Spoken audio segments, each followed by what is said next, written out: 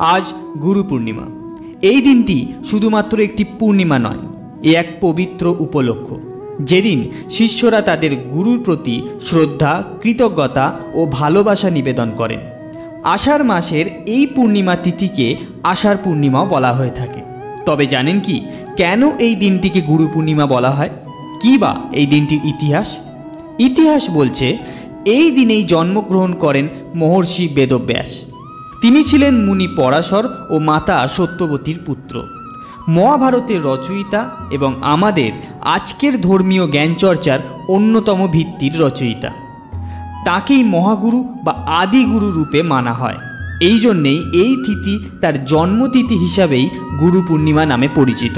এছাড়াও শাস্ত্র মতে এই দিনে শিব অর্থাৎ মহাদেব 7 জন ঋষিকে মহাজ্ঞান দান করেছিলেন এবং পরবর্তীকালে যারা হয়ে ওঠেন সপ্তর্ষি।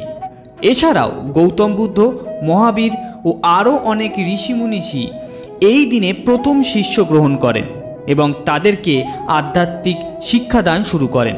অর্থাৎ এই তিথি শুধু কোনো সম্প্রদায়ের নয়, এ এক মহাপবিত্র দিন, যেদিন এক গুরু তার শিষ্যকে আপন করেন।